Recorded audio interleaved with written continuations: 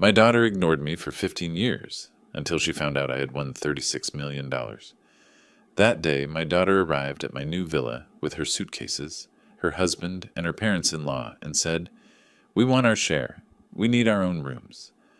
I smiled and did what I should have done a long time ago, and they regretted coming.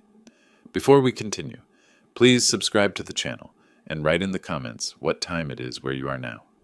The camera flashes burned white spots into my vision. I stood there at the Florida Lottery headquarters in Tallahassee, gripping an oversized check for $36 million, while lottery officials pumped my hand and reporters shouted over each other. My face hurt from the forced smile. "Wilbert, you're the luckiest man in Florida," the lottery official's voice boomed through the microphone. "What's the first thing you'll buy?" I adjusted my grip on the ridiculous cardboard check. The thing was nearly as tall as I was. "Nothing extravagant. I've lived simply for 67 years. That won't change." A reporter in the third row stood, waving her recorder. "Do you have family to share this with?" The question landed like a punch. I held my smile. "I have what I need." But the truth twisted in my chest. I had one daughter. Past tense felt more accurate after 15 years of silence. The press conference dragged on for another 20 minutes. Questions about my plans, my background, my retirement from the logistics company, where I'd managed supply chains for 40 years. Every answer I gave became public record. My full name, my face plastered across screens. By Florida law, lottery winners couldn't hide. I felt exposed, vulnerable, like valuable cargo sitting on an unguarded loading dock. The money hit my account 3 days later. After federal and state taxes carved their portions, $21 million appeared in my checking account. 21 million? The number didn't feel real. I sat in my apartment that night, staring at the bank's website on my laptop. The balance mocked me with its string of zeros. I knew how to plan, how to anticipate problems, how to protect valuable cargo. That's what I'd done for 4 decades. Moved millions of dollars worth of products across the country, calculated risks, prevented theft. But this was different.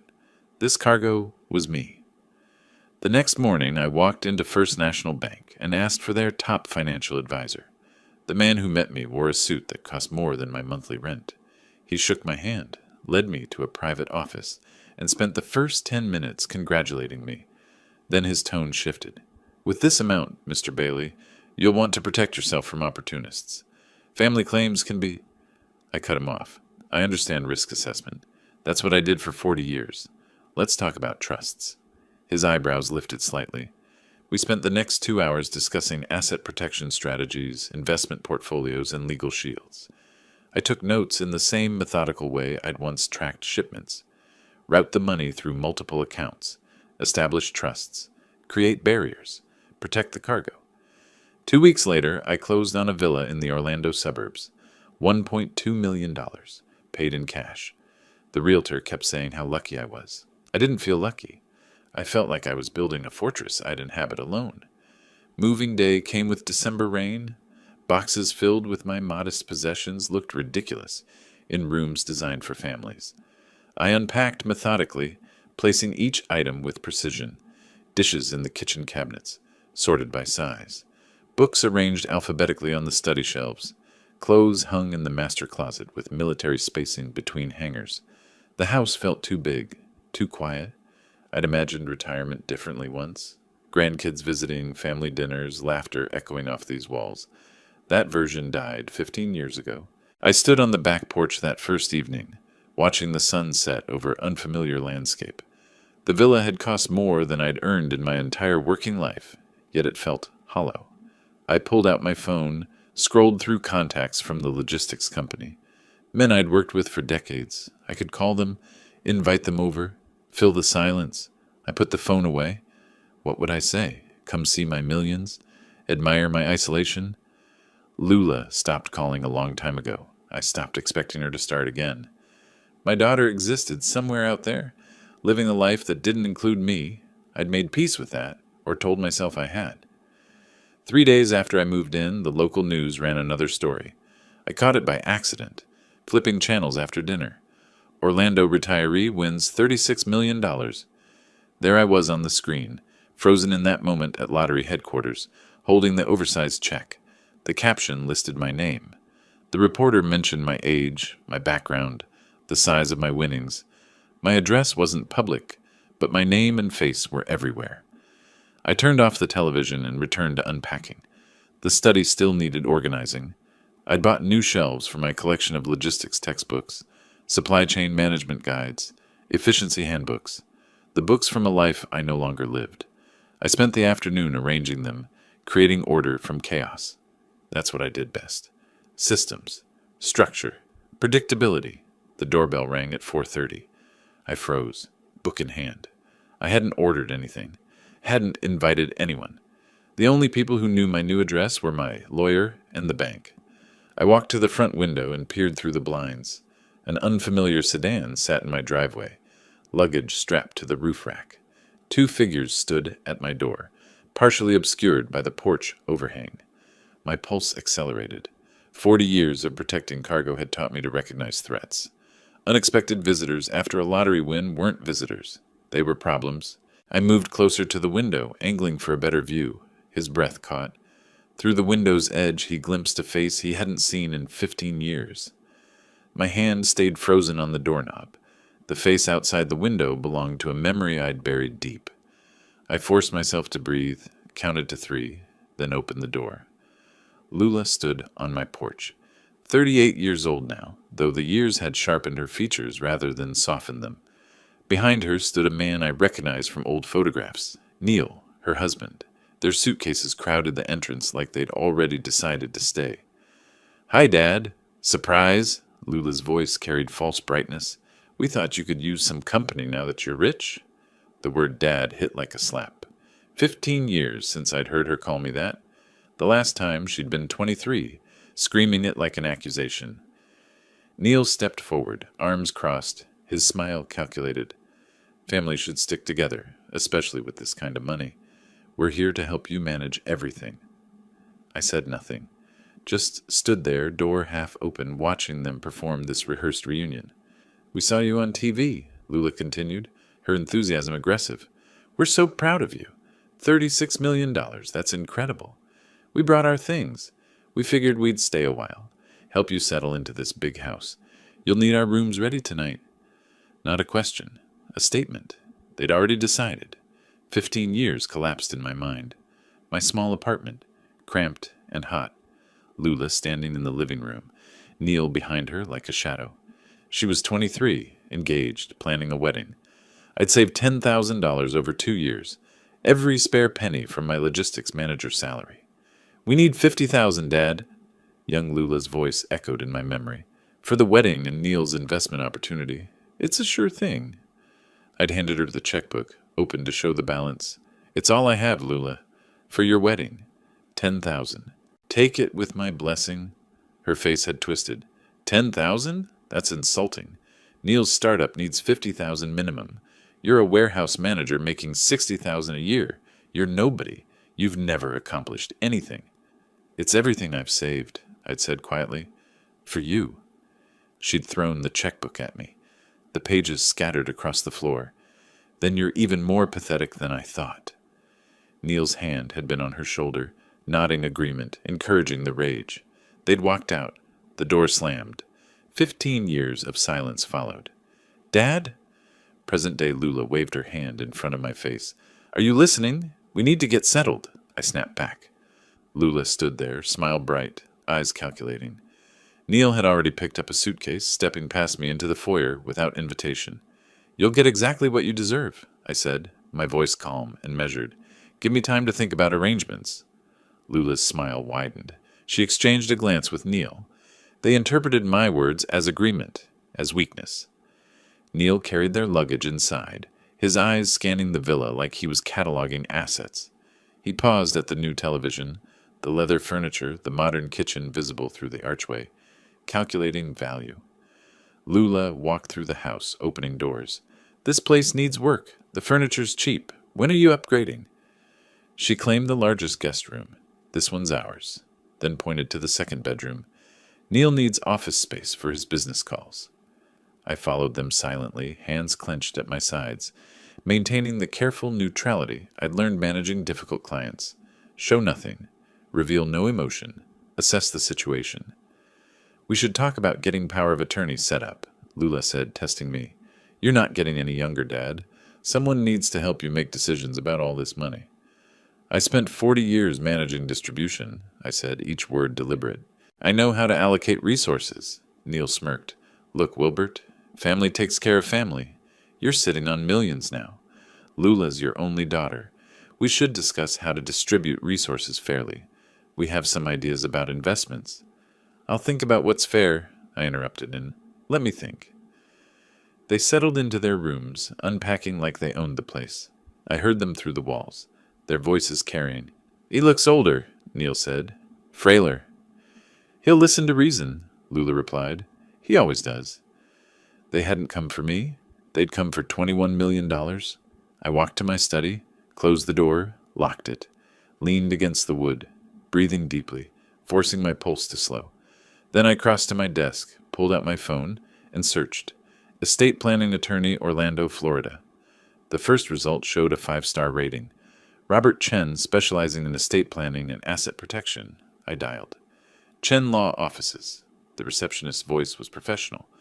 Robert Chen's office. I need a consultation about inheritance law and asset protection. Tomorrow, if possible. It's urgent. Let me check his schedule. A pause. Keys clicking. He has an opening at 9 a.m. tomorrow morning. Would that work? I'll be there. I hung up, pulled out a fresh notebook from my desk drawer, opened to the first page, wrote at the top, Asset Protection Strategy. Outside my study, Lula and Neil's voices continued, discussing furniture upgrades, investment opportunities, how to convince me to share access to my accounts. I began writing. 40 years of supply chain management had taught me how to track valuable cargo, anticipate theft, implement countermeasures. This situation wasn't different, just required a different kind of logistics. They wanted what they thought I owed them. They'd walked away 15 years ago when I had nothing to offer except love. Now they'd returned because I had everything to take. I wrote faster, my handwriting sharp and precise. Names, dates, documentation. The truth about the checkbook thrown at my feet. The words Lula had screamed. Neil's calculating presence. Evidence. Protection. Planning. I'd spent my career ensuring valuable cargo reached its proper destination. This cargo, my money, my life, my dignity, would reach exactly where I intended.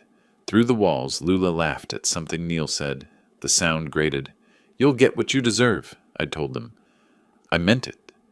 I told Lula and Neil I had banking business to handle. They didn't question it. They were too busy measuring windows for new curtains they expected me to buy. The attorney had an opening the next morning. I arrived 15 minutes early. Robert Chen's office occupied the 10th floor of a gray building in downtown Orlando. The waiting room smelled of leather and furniture polish. Legal texts lined the walls in perfect rows, a place built on order and precision. I appreciated that. Chen met me exactly at 9. 45 years old, wire-rimmed glasses, handshake firm and brief.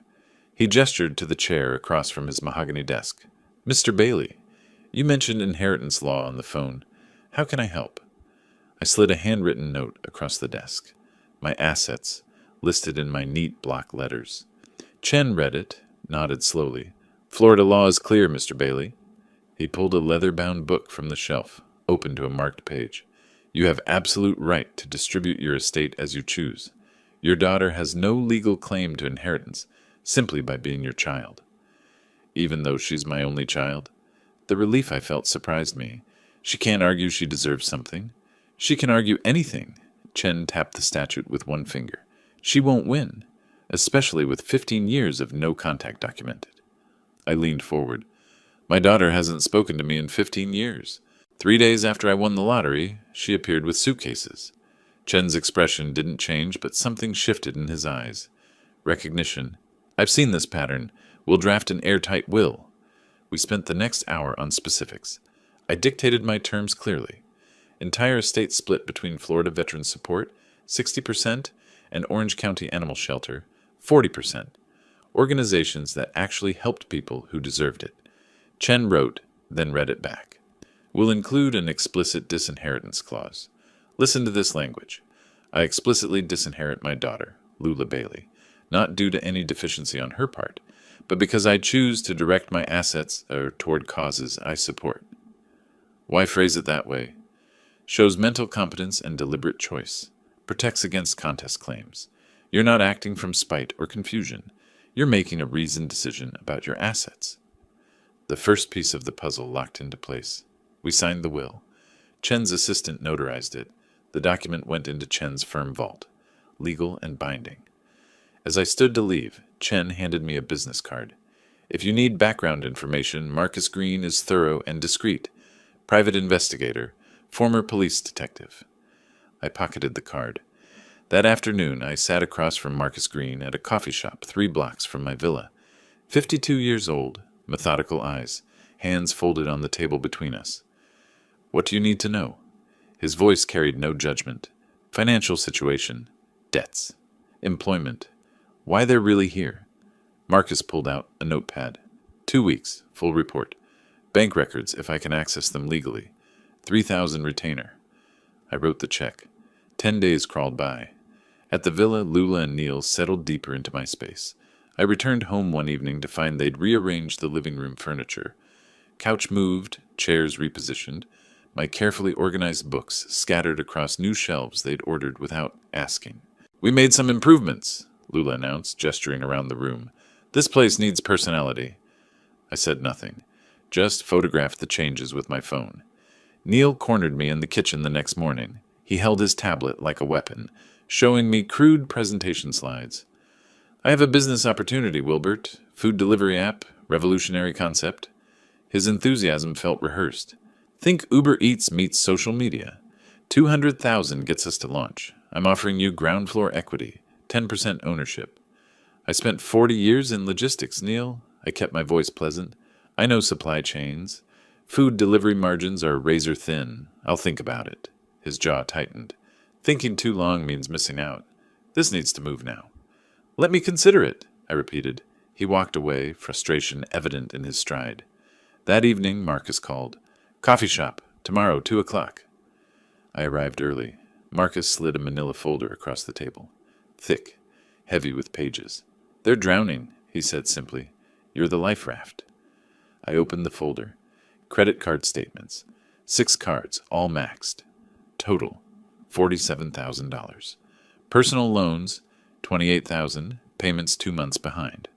Their Tampa apartment, $1,800 monthly, 3 months behind. Eviction notice filed in December. Neil's investment history filled 3 pages. Cryptocurrency pyramid scheme, $10,000 lost last year. Failed business registrations. Unpaid vendor invoices. Combined income, $52,000 annually. Lula worked part-time retail. Neil did commission sales, mostly unsuccessful. I photographed each document methodically. Marcus tapped the eviction notice with a blunt finger. This was filed before your lottery win went public. They had nowhere to go. Not my daughter coming home. A debtor seeking a bailout. I paid Marcus, thanked him, drove back to the villa. That evening, Lula found me in the study. Dad, I hate asking. Her voice carried false casualness. But we have some unexpected expenses. Could you spot us 5,000 just until next month? Money goes fast, Lula. I met her eyes. I need to budget carefully. This has to last me 20, maybe 30 years. You just won $21 million. Her irritation flashed before the smile returned. 5,000 is nothing. I'll think about it. She left, jaw tight. Late that night, I sat in my locked study, reviewing Marcus's reports. 85,000 in debt. Eviction pending. Failed investments. They didn't come to reconnect. They came because they had nowhere else to turn, and I was supposed to be easy money. I opened a new document on my computer, titled it Documentation Log. Started entering dates, conversations, demands, observations. Every request, every complaint, every moment they revealed themselves. Evidence collection had begun. 3 weeks passed. Mid-February brought warmer weather to Orlando. Lula and Neil grew more comfortable, more demanding. The villa felt smaller with their presence expanding into every corner. I planned carefully. Friday evening, I prepared dinner, salmon, roasted vegetables, good wine. Set the table formally, called them down from their rooms. They arrived curious, wary. I poured wine, raised my glass, Family is everything. I kept my voice warm, steady. I was wrong to let 15 years pass. Lula, I'm changing my will. You'll inherit 50% of my estate. But you must prove you've changed. Lula's face transformed. Pure joy, quickly controlled. Dad, we have changed. We want to be here. To help you. To be a family again. Neil leaned forward. We appreciate this, Wilbert. You won't regret it. I set down my glass. Wills are permanent documents. Before I sign, the community needs to see you're worthy. 6 months of charity work, consistent involvement, public demonstration of character. Neil's expression soured. 6 months seems excessive for... Lula shot him a sharp look.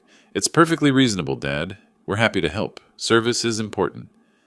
The trap closed. They'd accepted the bait. Saturday morning, I drove them to Orange County Animal Shelter.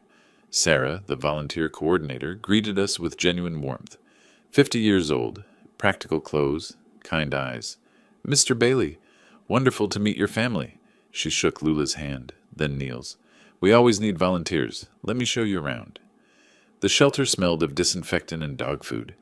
Kennels lined the walls. Sarah explained the routine, feeding, cleaning, walking, socializing animals waiting for adoption.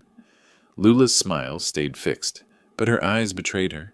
She stepped carefully around puddles, kept distance from barking dogs. Neil barely touched anything, hands jammed in pockets. Your daughter doesn't seem comfortable with animals, Sarah mentioned quietly to me later. Is she okay? She's adjusting. I played the protective father. This is new for her. Give her time. She'll come around. Sarah's doubt showed, but she nodded. We volunteered 3 hours. Lula cleaned one kennel, moving slowly, grimacing when Sarah wasn't looking. Neil stood nearby, offering useless suggestions rather than helping. I photographed them periodically. Documenting our family time, I explained. They smiled for the camera. In the car afterward, Neil exploded. This is complete nonsense. Cleaning up after dogs for a will that should be ours anyway? You're her father. Lula grabbed his arm. Keep your voice down.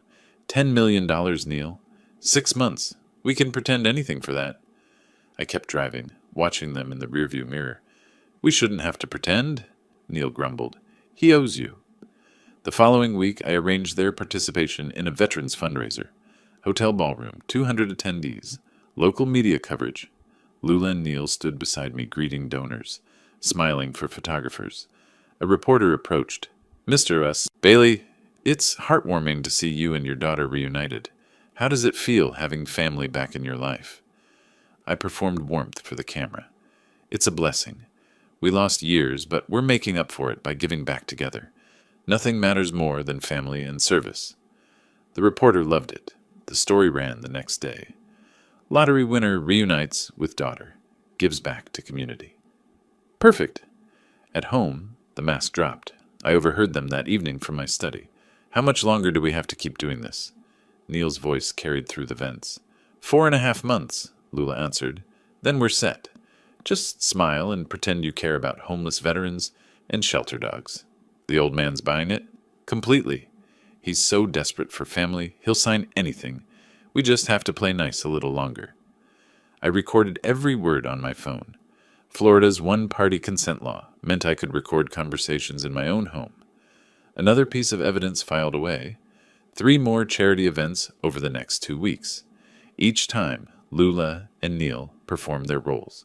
Each time, they complained privately afterward. Each time, I documented everything. The food bank, where Neil complained about manual labor under his breath. The literacy program, where Lula checked her phone constantly while supposedly helping children read.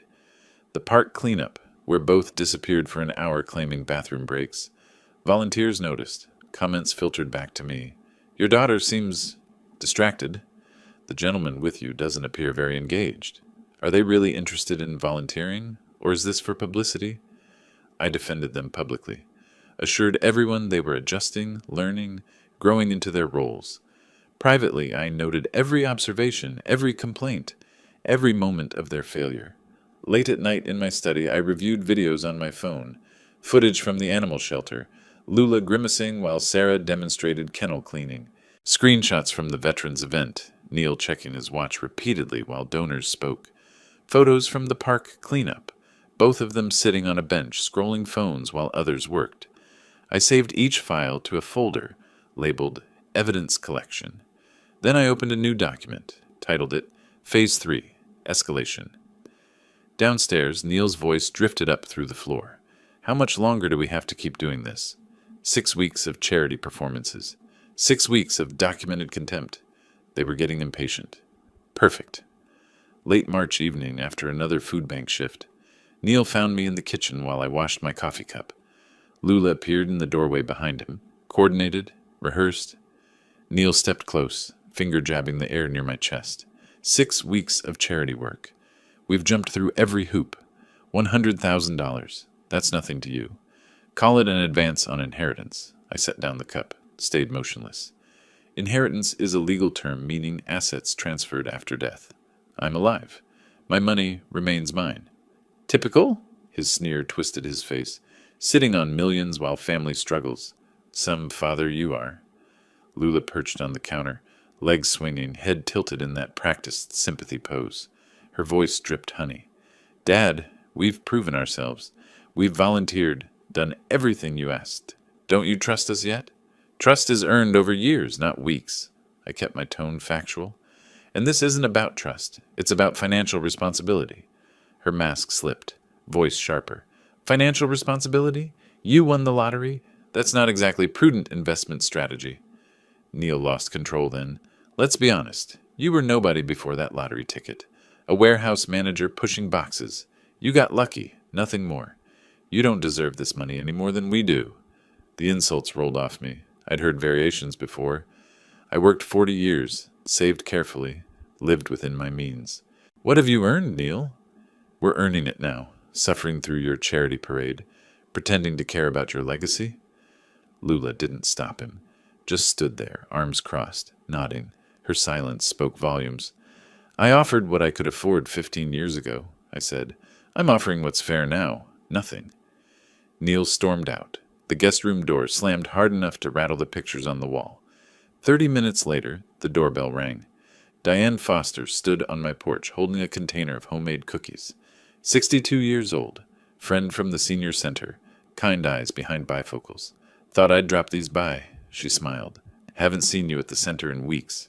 I let her in. Lula was in the kitchen, angrily washing dishes she'd thrown into the sink. Neil's door remained closed. Diane sensed the atmosphere immediately. Did I come at a bad time? Just family discussion. Nothing serious. We sat on the front porch with coffee. Spring air carried the scent of someone's jasmine hedge. Through the open window behind us, voices carried clearly. Neil to Lula. Your father is a selfish old man. After we get the inheritance, we're done with him. Lula's response. 6 months. We can tolerate him for 6 months. Then we never have to see him again. Diane's hand covered her mouth. She turned to me, shock written across her face. I appeared unsurprised. She whispered, Wilbert, you heard that. I know exactly what they are. They're using you. You need to protect yourself. Cut them off now. I pulled out my phone, opened the recording app. Florida law allows me to record conversations in my own home. I've been collecting evidence. Her eyes widened. You're building a case. You've been planning this from the start. I learned planning and logistics in 40 years of work. I know how to execute a strategy. After Diane left, I positioned my phone on the living room bookshelf between 2 books, recording light hidden, angled toward the seating area.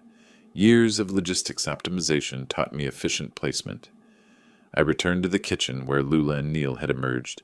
No advances, no loans. I kept my voice level.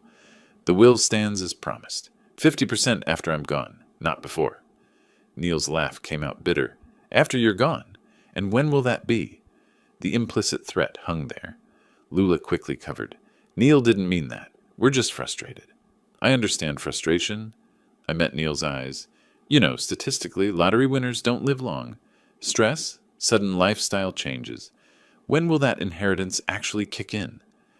Neil means we hope you live forever, Dad. Lula's voice rose slightly. We're just planning for the future, whenever that is. I plan to live a long time. I smiled without warmth. Very long. Decades, hopefully.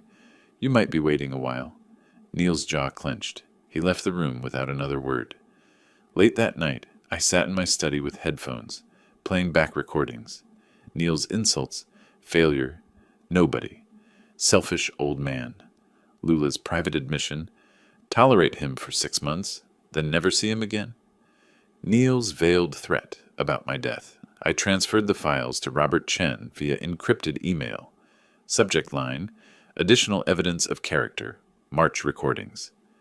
Every word they spoke tightened the noose they didn't know they were wearing.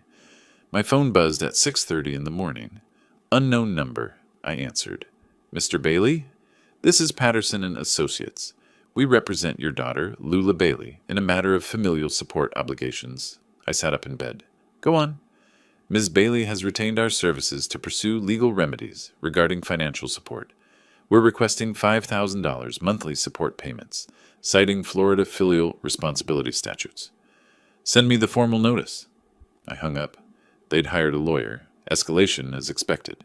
I texted Robert Chen. Opposing counsel made contact. Need meeting today. His response came within minutes. 10 a.m., my office. I told Lula and Neil I had banking business. They didn't question it, too busy celebrating their legal strategy over breakfast in the kitchen. Robert Chen spread the formal letter across his desk. Patterson and Associates letterhead, 3 pages of legal posturing. Weak case, Chen said immediately. Florida filial responsibility laws exist, but rarely apply. They'd need to prove you're legally obligated to support an adult child. You're not. Can they win? No. But they can make noise. Cost you time and legal fees? That's the strategy. Annoy you into settling. I'm not settling. Chen nodded. Then we prepare our defense. I'll draft a response citing your documented generosity 15 years ago, their subsequent abandonment, their recent opportunistic return. We'll mention the charity work requirement you imposed. Shows you're not withholding support capriciously. What about the recordings? We'll hold those in reserve. Let them pursue this action. Every step they take generates more evidence of bad faith. I drove back to the villa midday. Lula and Neil waited in the living room. Their lawyer must have called them. Dad, Lula stood, tears already flowing, performance ready. We hired a lawyer because we're desperate. You won't help us, and we have nowhere else to turn. Is this what you want? Your daughter homeless? The 15-year-old wound opened. I felt my control crack. You had somewhere to turn 15 years ago. My voice shook. You turned away from me. You made that choice. We were kids. You should have given us what we needed. You were 23. I stood, anger finally breaking through. I gave what I could afford. It wasn't enough for you then. Nothing will be enough for you now. Neil stepped forward, aggressive. We're taking this to court. A judge will see a rich old man hoarding millions while his daughter suffers. You'll be ordered to pay. I've consulted attorneys better than yours. Your case is weak. Florida law doesn't compel parents to fund adult children's lifestyle choices. We'll see, Neil sneered. And when we win, we're coming for a lot more than $5,000 a month. My hands trembled. Controlled anger. Precise words. I didn't abandon you, Lula. You abandoned me. Called me pathetic. Said I was worthless. Then vanished for 15 years, until I had money worth taking. That's not. You're twisting. I have perfect memory of that day. My voice cut through her protest. Every word you said. Every insult. I also remember 15 years of silence that followed. Don't rewrite history. Neil moved closer. Physical intimidation. We're not leaving this house. You try to force us out, it'll strengthen our legal case. Heartless father evicting struggling daughter. I returned to calm. Strategy reasserting itself. Stay. Every day you're here, you provide more evidence of your true character. I'll document everything. Neil's mocking laugh. Document what? That we're living in our family home? That you're occupying property you have no legal claim to while threatening lawsuits. Yes, that's exactly what I'll document. They left me standing in the living room. I returned to my study, hands still shaking. The emotional release had been necessary, but dangerous. I couldn't afford to lose control again. Late that night, I reviewed the villa's floor plan, marked recording device locations with red dots. Kitchen, living room, hallway near guest rooms. Comprehensive coverage. Loud voices from the guest wing. Lula and Neil arguing. Her voice carried, "This isn't working. He's not scared." Neil's response. "Then we need something bigger. A public event where he can't hide. I leaned closer to the door, recording phone in hand. A notification appeared on my computer screen. Reminder, Orange County Veterans Gala, April 15th. Speech requested. I stared at the date. 3 weeks away. 3 weeks to prepare. 3 weeks while Lula and Neil plotted their next move. I had bigger plans of my own.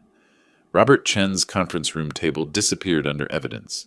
Recordings, photos, detective reports. We reviewed everything methodically. The Veterans Gala has 300 expected attendees, Chen said, tapping the venue layout. Local media coverage, prominent community members, perfect venue for revelation. I clicked through the presentation on his laptop.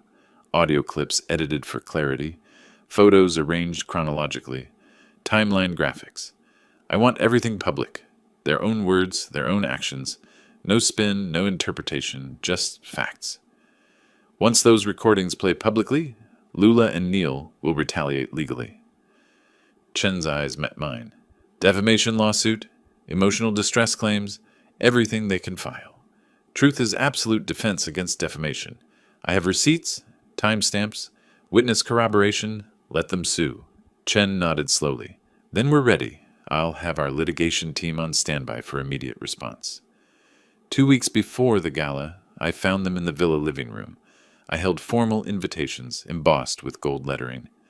I'm being honored at the Veterans Gala for my charitable contributions. I kept my voice warm. Despite our current difficulties, I want my daughter there when I announce my charitable legacy plans. Lula's eyes narrowed. You're announcing the will publicly? In front of everyone?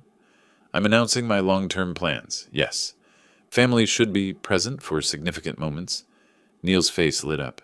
We'll be there. Wouldn't miss it. They thought they'd won.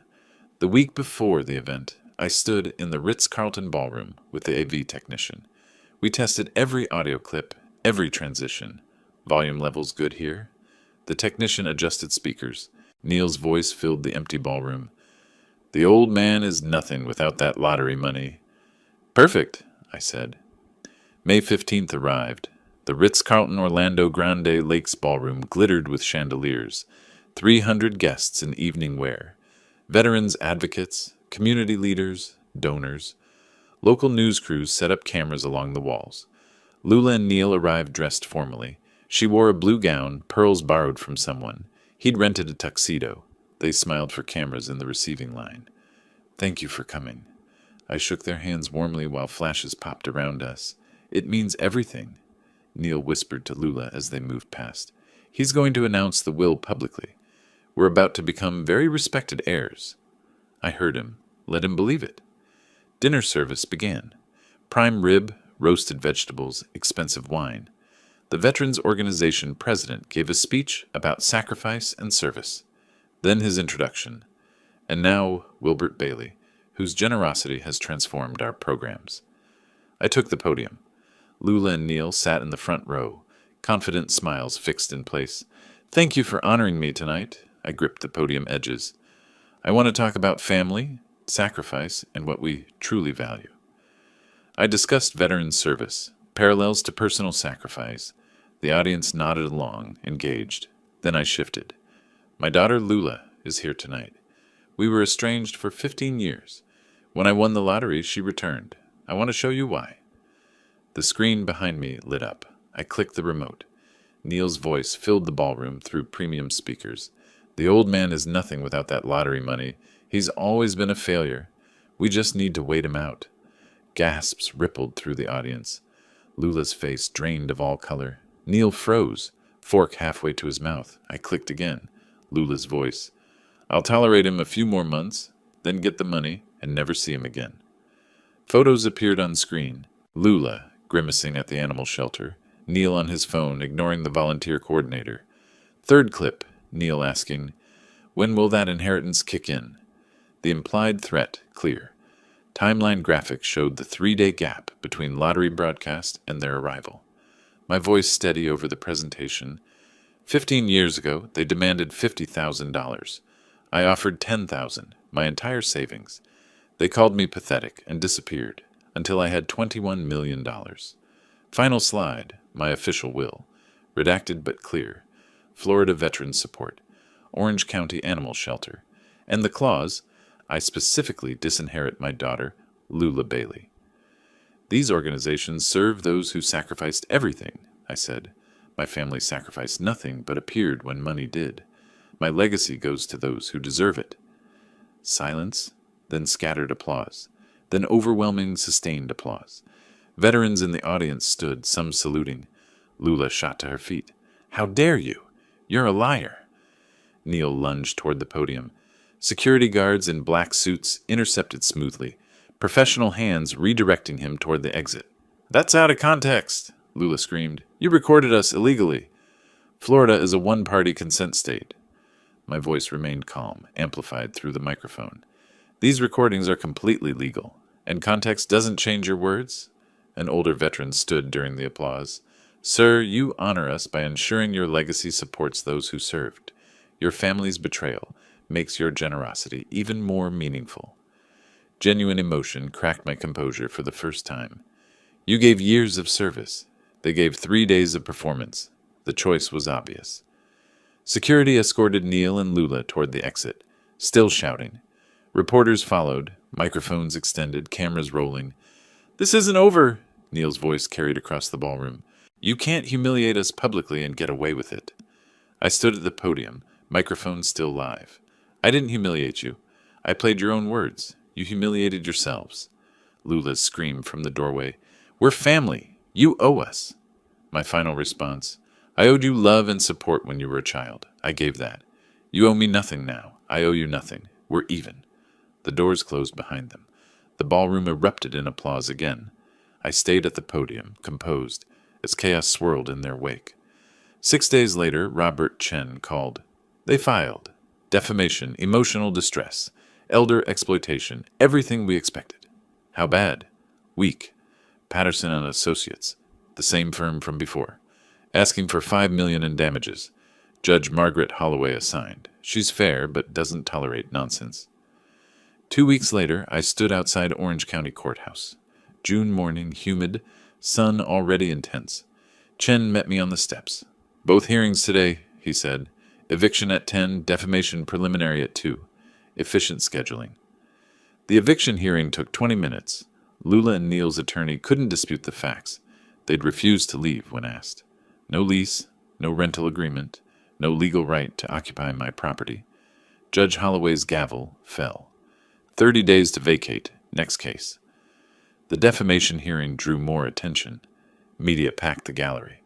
My presentation from the gala had gone viral. Local news, social media, national coverage. Patterson, their attorney, looked tired. Your Honor, Mr. Bailey deliberately humiliated our clients in a public forum, causing severe emotional distress and reputational harm. Judge Holloway turned to Chen. Response? Truth is an absolute defense to defamation in Florida. Chen placed authenticated recordings on the bench. Every statement Mr. Bailey made was substantially true, supported by audio evidence, photographic documentation, and witness testimony. The recordings were made without consent, Patterson objected. Florida is a one-party consent state, Chen replied calmly.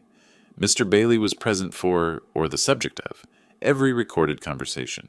Completely legal.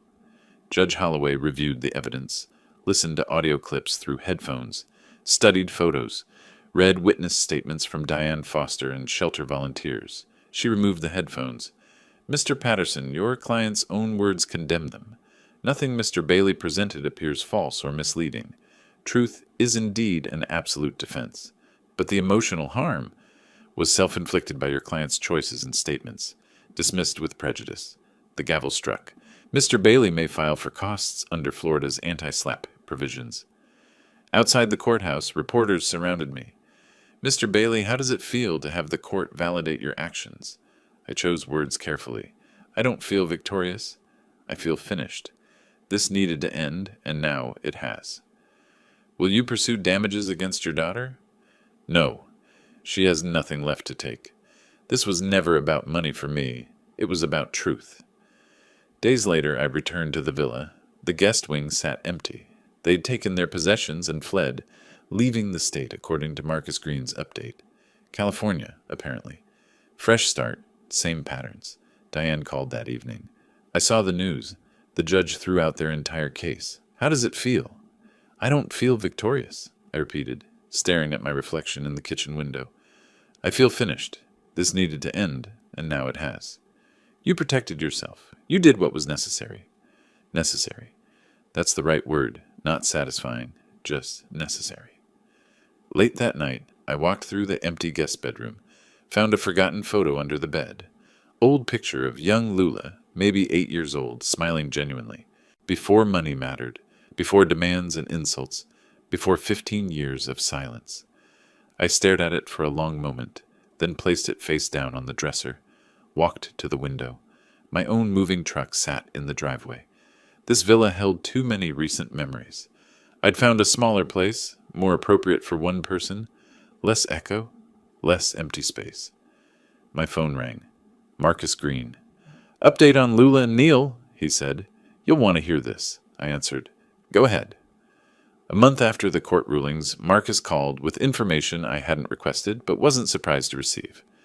I'd moved into a townhouse by then, smaller than the villa, more appropriate for one person. 2 bedrooms, modest kitchen, patio overlooking a shared garden. The place had character, original hardwood floors, built-in bookshelves, morning light that streamed through east-facing windows, less echo than the villa, less empty space to remind me of what I'd lost, or thought I'd lost. The townhouse sat in a neighborhood where people actually talked to each other. Mrs. Chen next door brought me soup when I moved in. The retired teacher across the street invited me to join his morning walking group. Small kindnesses from people who didn't know about the lottery, didn't care about the money, they just saw a new neighbor. Thought you'd want to know, Marcus said over the phone. Your daughter and son-in-law's situation has deteriorated significantly. I poured coffee from the French press Diane had given me as a housewarming gift, settled into my reading chair by the window. Go on. Neil's unemployed 3 months now. That viral video from the gala, it's been viewed over 2 million times. Every job application, someone recognizes him. Background checks pull up the news coverage. No one will hire him. I sipped the coffee, said nothing. Lula's working retail in Tallahassee using her maiden name. 40 hours a week at $11 an hour. Their debt's at $110,000 now. Legal fees on top of everything else. Credit cards, personal loans, the eviction settlement. Marriage. Neighbors report constant fighting. Police called twice for domestic disturbances. Verbal only, but loud. I give it 6 months. Tops. Maybe less. I stared at my coffee, watching steam rise in lazy spirals. I didn't want them destroyed. I wanted them gone.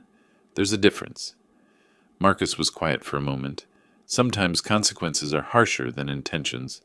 You pulled back a curtain. The world saw what was behind it. They're living with that exposure. Is that guilt you're trying to instill? No. His voice was firm. It's observation. You asked for facts. I'm giving them. What you feel about those facts is your business. After we hung up, I sat at my small kitchen table, sunlight warming the wood. I'd chosen this table carefully. Round, no sharp corners, room for 4. Optimistic, maybe, or just practical. Sometimes friends visited. I thought about Lula at $11 an hour. 40 hours weekly was $1,700 before taxes, maybe $1,300 after. How did you pay down $110,000 on $1,300 monthly? You didn't, not in any reasonable time frame. I felt something then, not satisfaction, not vindication, just a hollow sadness that this was how it had to end. 3 days later, my doorbell rang. Late afternoon, July heat finally breaking. I opened the door, expecting a package or maybe Mrs. Chen with more soup. Lula stood alone. No Neil, no luggage, no designer clothes or borrowed jewelry. She wore jeans and a plain t-shirt, both worn but clean. She looked exhausted, thinner, deep circles under her eyes, hair pulled back in a simple ponytail, her hands twisted together nervously. Can I come in? Her voice barely carried. Please, just to talk. I hesitated. Every instinct screamed caution, but curiosity pulled at me, and something older, deeper, residual paternal instinct that 40 years of hurt couldn't completely erase, made me step aside. She entered slowly, like she expected me to change my mind, perched on the sofa edge, back straight, hands clasped tightly in her lap. I remained standing near the bookshelf, maintaining physical and emotional distance. My hand rested near my phone, just in case. Dad, I was wrong. Tears started immediately. About everything. 15 years ago, and now. I've been reflecting. The lawsuit, losing everything, Neil leaving, it made me see what I'd become. I watched her perform. 40 years of managing people taught me to spot genuine emotion versus calculated presentation. I stayed silent, let her continue. I was greedy. I used you. I said horrible things. She looked up, tears tracking mascara she'd clearly applied in the car. You deserved so much better. I don't want your money. I just want my father back. Can we start over? Just as family. Every father wants to believe their child can change. That's hardwired into us. Some biological imperative that survives betrayal and disappointment. But 40 years of logistics taught me to trust patterns, not promises. Data over hope. I moved to the chair across from her, maintained the coffee table between us like a demilitarized zone. What changed, Lula? You knew about the money when you sued me for $500,000. You knew about it when you and Neil recorded those complaints I played at the gala. What specifically changed in the past month? She wiped her eyes with the back of her hand. Losing everything made me realize what matters. Family matters. You matter to me. You realized that after filing a lawsuit against me? I kept my voice level, analytical. Your timing raises questions about motivation. I know how it looks. It looks like someone who exhausted all legal options and is now trying the emotional approach. I leaned back. It looks like someone who calculated that contrition might succeed, where litigation failed. Her face crumpled. That's not fair. Fair? The word came out sharper than intended. I softened my tone. Lula, you sued me. You tried to take money from me through the courts after trying to manipulate it from me through performance. Now you're here claiming you just want family. Do you understand why I'm skeptical? She started crying harder. I've changed. I have. Neil leaving, losing the court case, working retail. It humbled me. I see everything differently now. I stood, walked to my desk, retrieved a document from the drawer, returned and handed it to her. This is my final will, notarized last week. Read the relevant sections. She took the papers with trembling hands. Started reading. Her face went through several expressions. Confusion, disbelief, shock, anger. She read one section twice, then looked up at me. $1? Your own daughter inherits $1 while strangers get millions? Not strangers. I sat back down, crossed my legs. Organizations serving those who gave everything and asked for nothing. Veterans who sacrificed years of their lives. Animals who never had choices. Elderly people who worked hard and still struggle. The opposite of what you've done. But I'm your daughter, which is why you get $1 instead of nothing. I leaned forward, hands folded. Florida law requires specific mention to prevent accidental omission claims. That dollar proves I didn't forget you. I explicitly chose this. Her hands shook, rattling the papers. How can you do this? Let me be very clear about something. I held her gaze. I love you, Lula. That's not conditional. You're my daughter, and some part of me will always love you. But I don't trust you. Love doesn't require trust, but relationships do. You destroyed trust 15 years ago when you called me pathetic and walked away. You destroyed it again this year when you returned only because I had money. That's not true. It is true. 3 days after my lottery win aired on television, you showed up. 15 years of silence and suddenly 3 days. The timing tells the story. How can you say you love me while cutting me out? Her voice rose, tears flowing freely. That's not love. Love means wanting good for you. Trust means believing you want good for me. I kept my voice steady. I have one, not the other. I want you to be happy, healthy, successful. I want you to find genuine relationships and purposeful work. That's love. But I can't rebuild what you won't stop breaking. That requires trust. She stared at the will, then back at me. So that's it? I get nothing. You get the consequences of your choices. We all do. I gestured at the document. I'm leaving my estate to organizations that help people who sacrificed without expecting reward. People who serve others instead of serving themselves. That's the legacy I want. Not family name, not bloodline, impact and service. The tears stopped abruptly, like turning off a faucet. Rage flooded her face, replacing the calculated desperation. After everything, you're really leaving me? $1? She stood, papers falling to the floor. You're a bitter old man hoarding money. You'll die alone with your precious charities. No family, no legacy except checks to strangers? I remained seated, calm. I won't die alone. I'll die surrounded by people who cared about me before I had money, and who'll care after I'm gone. People who volunteer beside me at the shelter, friends at the senior center, neighbors who bring me soup.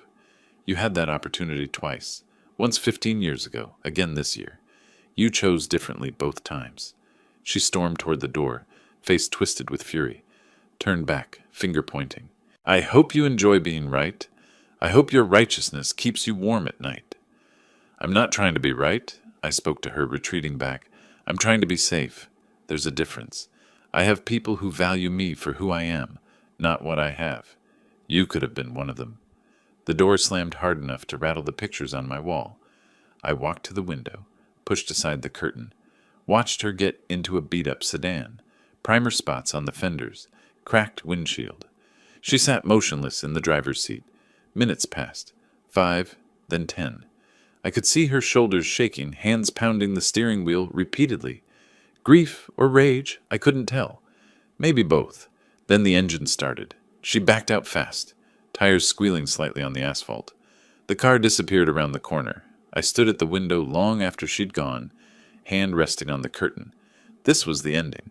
Not the one I'd wanted as a young father holding a newborn daughter in the hospital, counting her tiny fingers, imagining her future. Not the one I'd dreamed about during her childhood, teaching her to ride a bike, helping with homework, planning for her college years, but the one her choices created, and mine. The acceptance of that felt heavy, but not crushing, just real. That evening, Diane arrived with dinner. I'd mentioned Lula's visit when she called earlier, and she'd insisted on coming over. She brought her famous chicken pot pie, still warm from the oven. We sat on my small patio, evening cooling the summer air.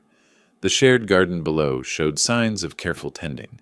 Tomatoes on stakes, basil in containers, marigolds bordering the paths. How do you feel?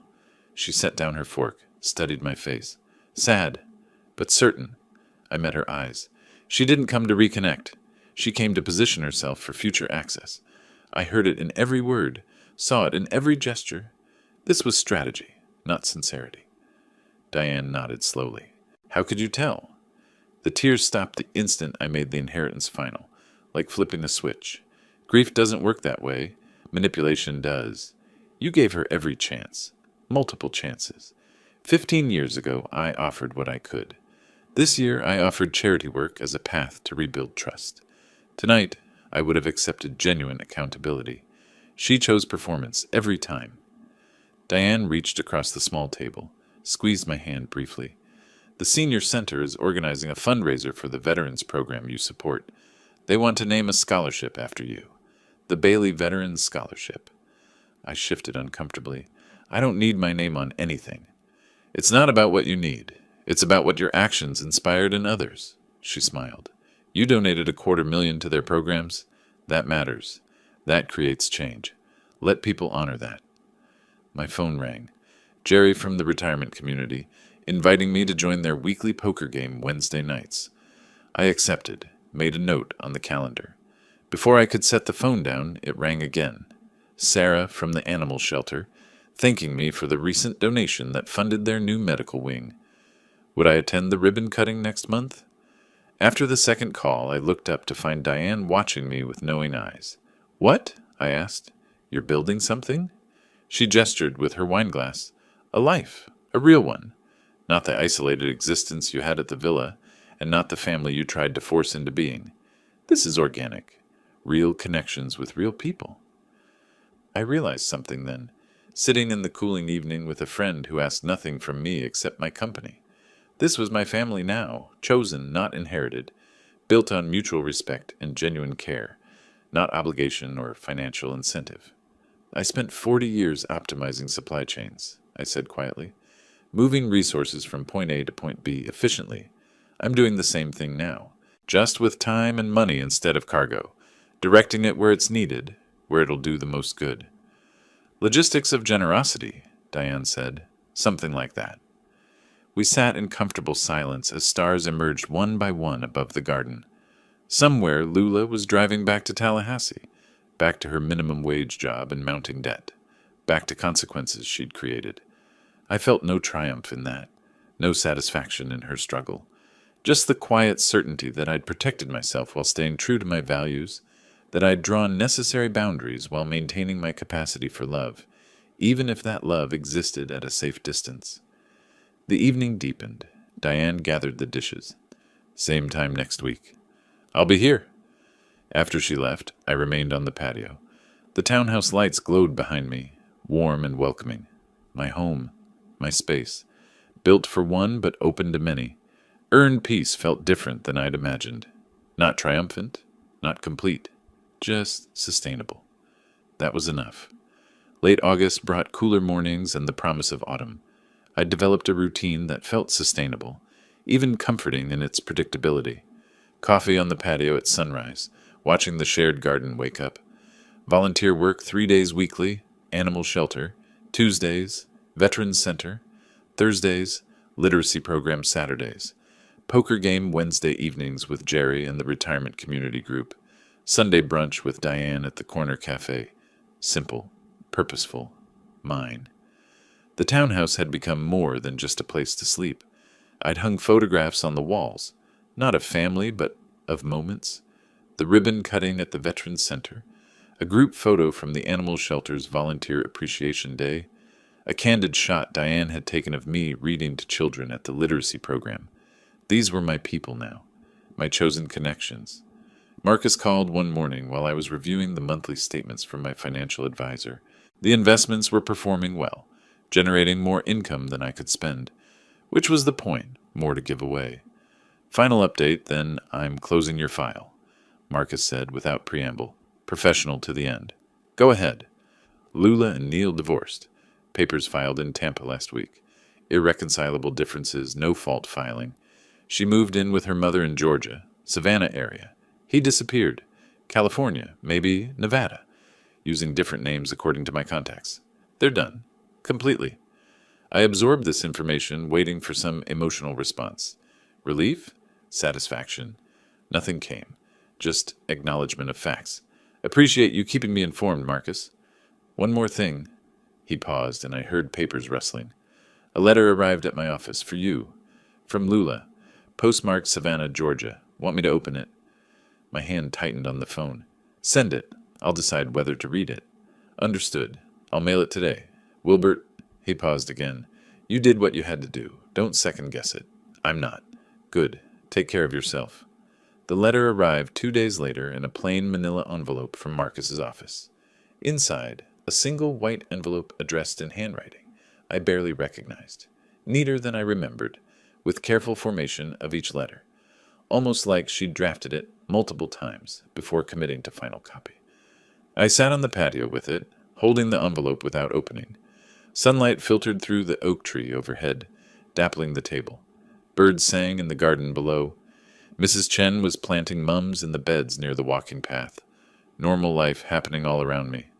Diane was due in an hour. We'd planned to visit the new community center, funded partially by my donation, the Bailey Opportunity Center, though I still felt uncomfortable with my name on the building. They'd insisted.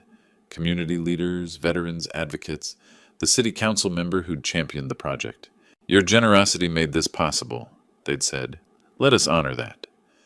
Finally, I slid my finger under the envelope flap and opened it.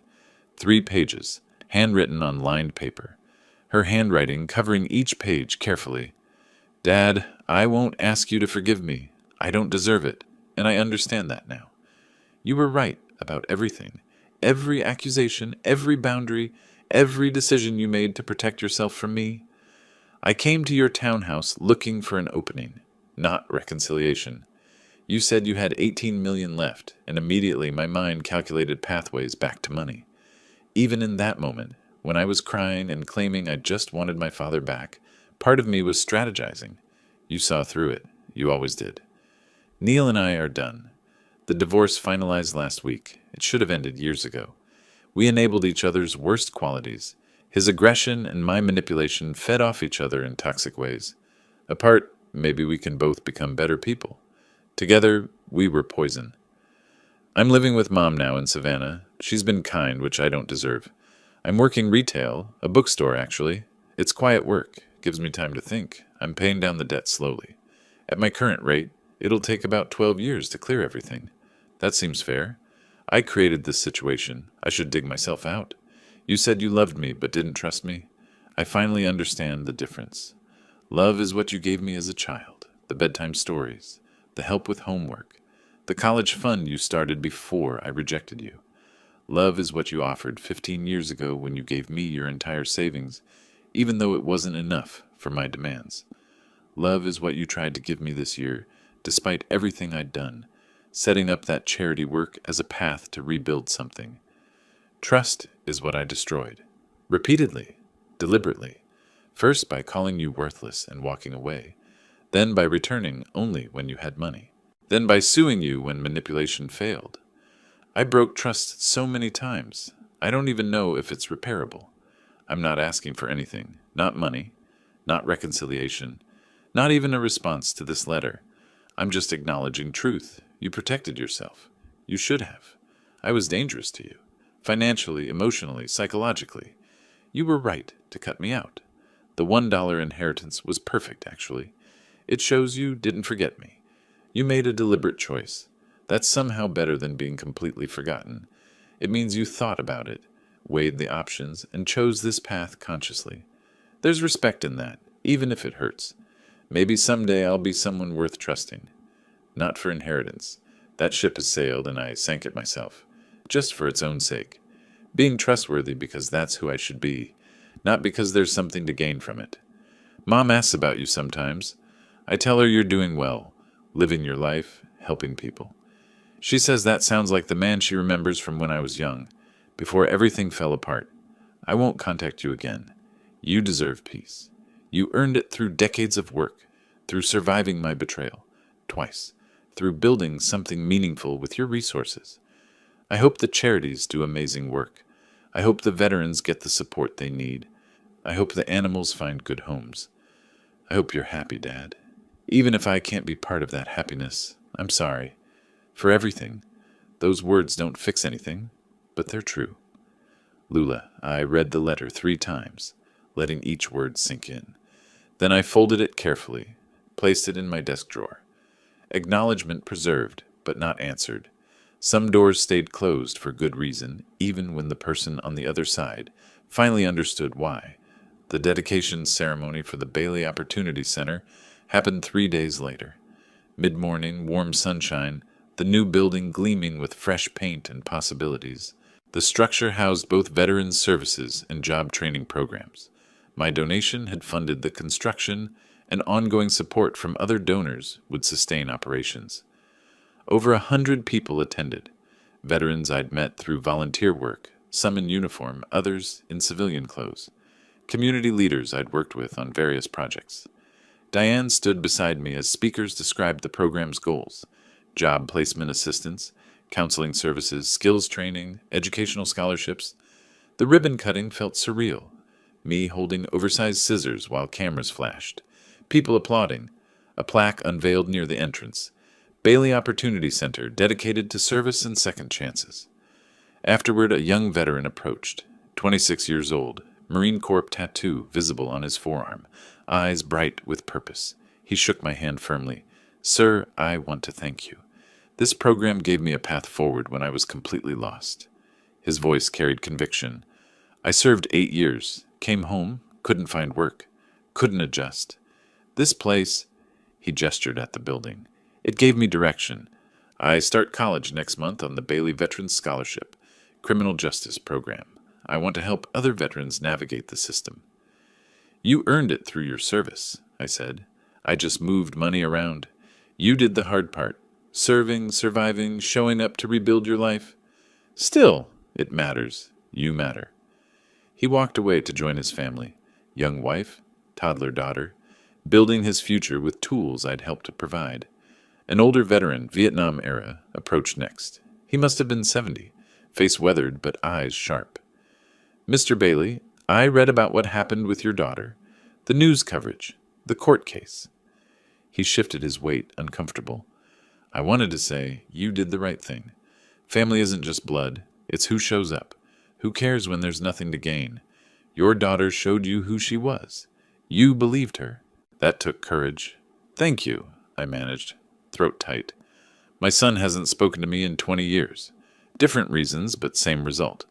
I used to feel guilty about it. Your story helped me understand. Sometimes love means distance. Sometimes protection requires boundaries. He gripped my shoulder briefly. You gave your resources to people who earned it through service. That's honorable. Don't let anyone make you feel otherwise. The conversations continued. Person after person sharing how the programs had helped them, thanking me for making it possible. Each story reinforced what I'd chosen. Impact over inheritance, service over bloodline, purpose over family obligation. Over the following weeks, I saw the ripple effects multiply. 50 veterans receiving educational funding through the scholarship program. 200 animals finding permanent homes through improved shelter facilities. Medical care, behavior training, adoption support. Elderly community members accessing services they needed. Meal delivery, transportation, social programs preventing isolation. The literacy program expanded to serve 3 additional schools.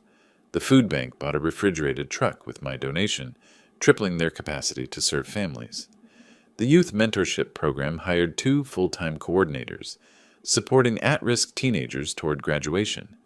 My lottery winnings, that random stroke of luck, that ticket purchased on impulse at a gas station, was creating waves of positive change that would continue long after I was gone.